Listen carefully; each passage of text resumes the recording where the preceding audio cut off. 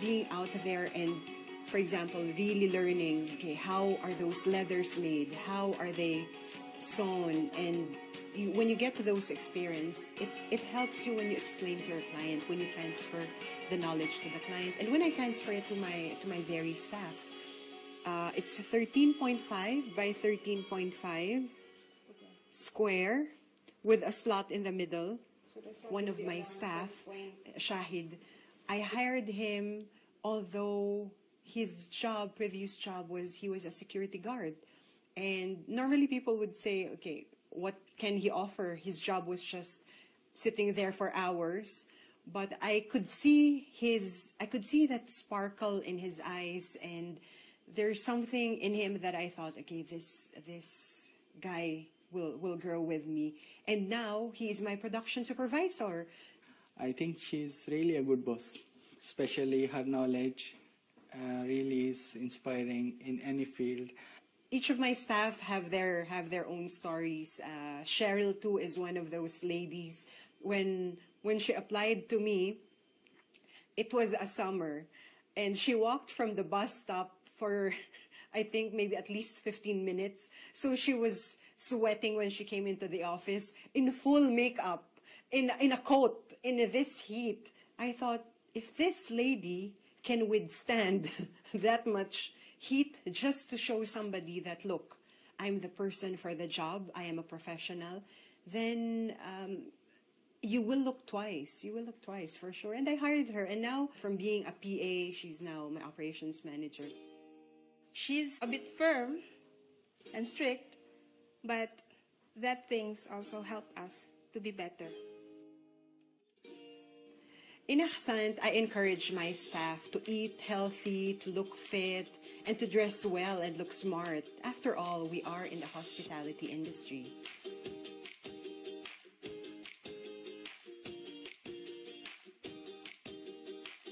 For different positions, there are specific questions that I ask during interviews. However, there are certain questions or there are certain things that I look for, and I guess this should help other Filipinos who are searching for a job and being interviewed.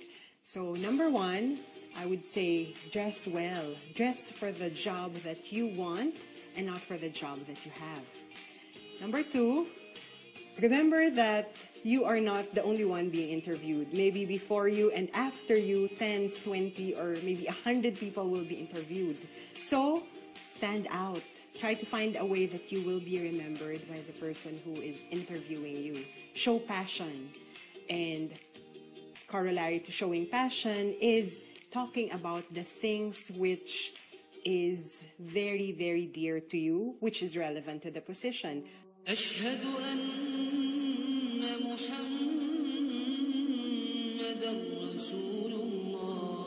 The reason why I was able to have the confidence to sort of burn my ship and let's become an entrepreneur was because in my previous job, I was already the marketing manager. I was asked to go to Portugal. I was asked to go to Amsterdam. That really exposed me to suppliers. So I thought, well, if I'm already doing all aspects of the business, I might as well set up my own business. But you'll be surprised that marketing and being in the supplies industry is so far from what I studied and what my background is. Because in the Philippines, I was a physical therapist graduate of the University of the Philippines in Manila. I was a licensed physical therapist, and I was working in PGH, in the Philippine General Hospital. And so when I moved to Dubai, and my first job, because you know how OFWs are, you find the first job that pays well, whatever it is, take the job. And that's what I did. It was a fitness company. And I started as a sales consultant. Maybe I just felt that I wasn't learning enough, so I learned, aside from selling the memberships, I became a group exercise instructor certified by Les Mills. And then at that time, still I felt, okay, I'm not learning enough. Still, I need to learn more and do more. So my sister and I got a scholarship from the University of Dubai. Learning things from an academic point of view, I said, okay, I need to learn more about this marketing. And that's how I studied some more with the Chartered Institute of Marketing, and I gained my professional diploma from the UK. Also using some pumps.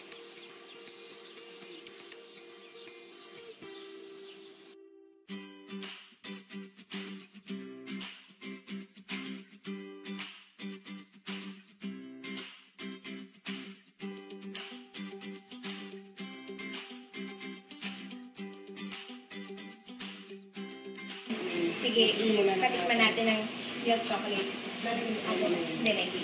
My 68-year-old mother, myself, and my sister, Lucy, we all went to Davao trying to find out where cacao comes from. And when we first found out about cacao, we didn't even know that it grew in a tree, on a tree, and that it had pods, and it was wet beans.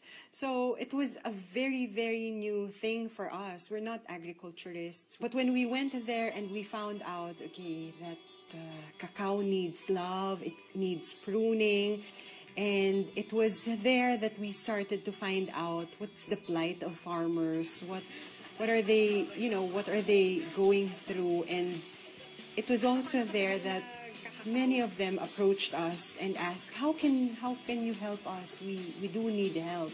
And after deliberation and some crunching of numbers, Luce and I, we crunched the numbers until we said, okay, this is how we can do it.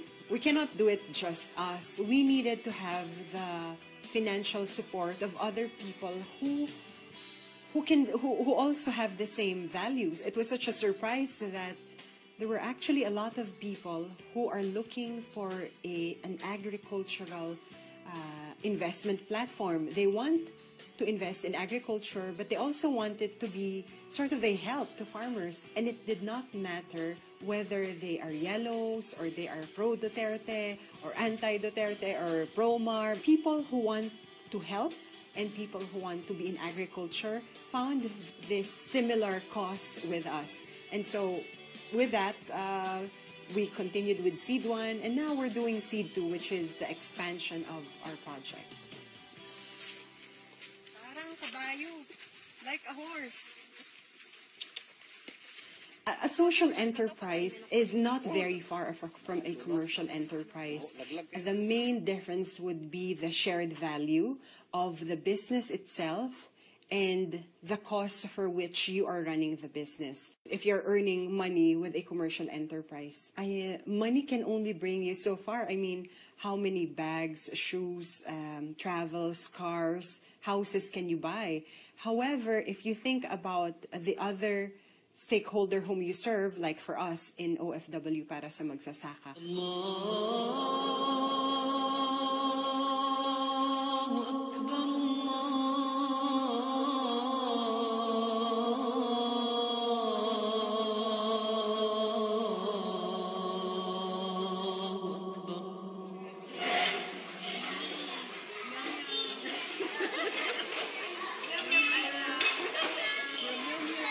Is an important gathering because it doesn't just break the fast. You normally don't break the fast alone, but you spend it, of course, after a day of work of work and fasting with your family and friends.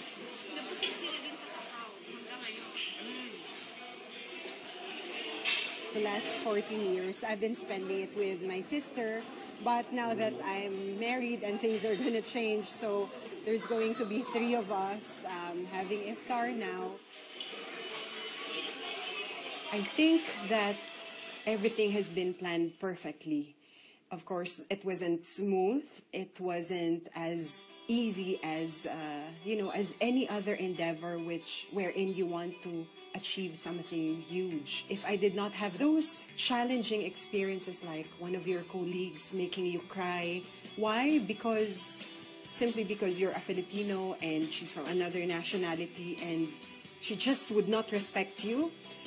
For me, that made me strong. and even the heartaches that I went through in my personal life made me wait a long time for my husband now. And I guess if you are patient together with smarts, you know, you just don't wait and wait for nothing. But while waiting, all of us should have this kind of mindset that we are meant for huge things, and it's just a matter of you preparing yourself. There's one saying, the luck smiles to those who are prepared. One should never choose to stay where they are. It does not mean being impatient. It does not mean being not content, but it just means trying to be better all the time. If you believe that, yeah, I'm already a good entrepreneur, okay, why don't you push it? Why don't you have an enterprise which also serves other people? At the end of the day, like I said, money can only take us so far, but if we do something for either fellow Filipinos, fellow Muslims, or even some sector of the society that is neglected, this is a legacy that's really worth, being proud about.